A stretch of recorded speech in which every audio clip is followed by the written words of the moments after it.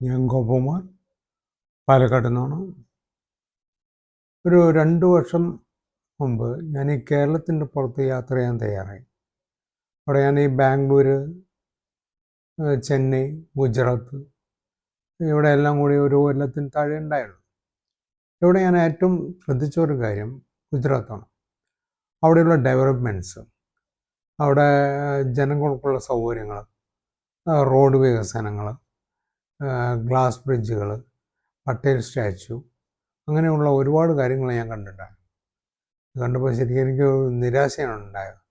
കാരണം കേരളം ഈശ്വരൻ ഇത്രയും പ്രകൃതി സൗന്ദര്യവും മലകളുടെ രൂപത്തിലും കടൽക്കരകളുടെ രൂപത്തിലും കായലും കാടുകളും പല രീതിയിലും കൊടുത്തിരിക്കണം.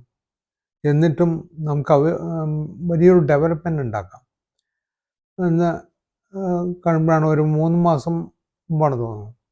ഞാനൊരു 3 മാസത്തുകൊണ്ട് ഇങ്ങോട്ട് ഒരു 2-3 വീഡിയോസ്, 2-3 അല്ല കുറേ വീഡിയോസ് നമ്മുടെ ബഹുമാനപ്പെട്ട CM VD സതീശൻ സാറിനെ കാണാനിടയായി.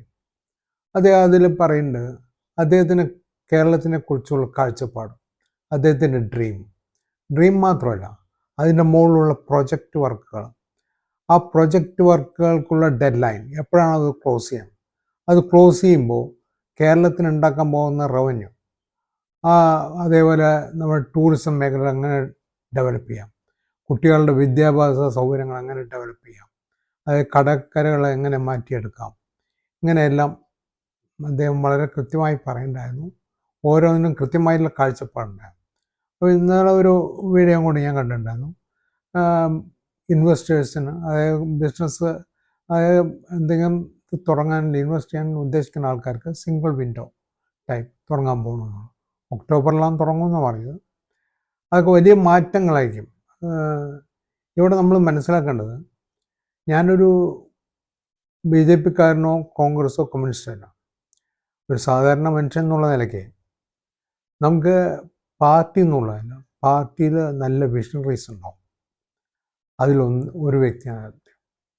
കാരണം അദ്ദേഹം പറയുന്ന കാര്യങ്ങളൊക്കെ ഇപ്പം നടപ്പാക്കാൻ തുടങ്ങിക്കുമ്പോൾ ഏകദേശം ഒരു 100 ദിവസത്തിൽ താഴെയായിരുന്നു നമുക്ക് ഡെവലപ്മെൻറ്റ് കാണാൻ പറ്റുന്നുണ്ട്. അപ്പോൾ നമുക്കൊരു 2 to 5 വർഷത്തിനുള്ളിൽ ഈ കേരളം നല്ല നിലയ്ക്കാവുമെന്നുള്ളത് ഉറപ്പാണ്. ഈ പ്രോജക്റ്റ് വർക്ക് കംപ്ലീറ്റ് ചെയ്യണം, അതായത് ആക്ഷൻ പ്ലാനിലേക്ക് വരികയാണെങ്കിൽ, കംപ്ലീറ്റ് ചെയ്യുകയാണെങ്കിൽ.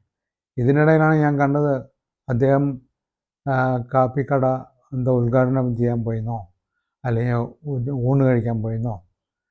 കാരണം അതൊക്കെ അദ്ദേഹത്തിന് വേണ്ടതല്ലേ, അതൊക്കെയാണോ വിവാദമാക്കേണ്ടത്? ഒരു മനുഷ്യനില്ല അദ്ദേഹം. നമുക്കതല്ല വേണ്ടത്. നമുക്ക് സുന്ദരമായിട്ടുള്ളൊരു കേരളമാണ് ആവശ്യം. നമുക്കൊരു 2 വർഷം 5 വർഷം കൊണ്ട് അത് പ്രതീക്ഷിക്കാം. അതേപോലെ വേറെ ഒന്ന് എടുത്തു പറയേണ്ടത് അദ്ദേഹത്തിൻ്റെ ടീമിലുള്ള രമേശ് ചെന്നിത്തല സാറെ കുറിച്ചാണ്. തുഫാൻ, എത്ര കുടുംബങ്ങളിലെ അമ്മമാരും അച്ഛന്മാരും സമ്മാനത്തോടെ ഇരിക്കണമെന്ന് ആലോചിച്ച് നോക്കൂ. കേരളം ശരിക്കും വാഷ് ചെയ്തുകൊണ്ടിരിക്കുക. അത് നല്ലൊരു കാര്യമാണ്. അങ്ങനത്തുള്ള ടീം മെമ്പേഴ്സാണ് എല്ലാ മന്ത്രിമാരും എല്ലാവരും. ഓരോരുത്തരും ഓരോരുത്തരുടെ കഴിവുകൾ കാണിച്ചുകൊണ്ടിരിക്കുന്നു. പക്ഷേ ഇദ്ദേഹത്തിൻ്റെ ഈ ക്യാപ്റ്റൻസിയിൽ ഈ കേരളം നമുക്കൊരു 2 to 5 വർഷത്തിനുള്ളിൽ കേരളം ഇന്ത്യയിലെ നല്ല സംസ്ഥാനമായിട്ട് മാറുന്നുള്ളത് നമുക്ക് പ്രതീക്ഷിക്കാം. Thank you.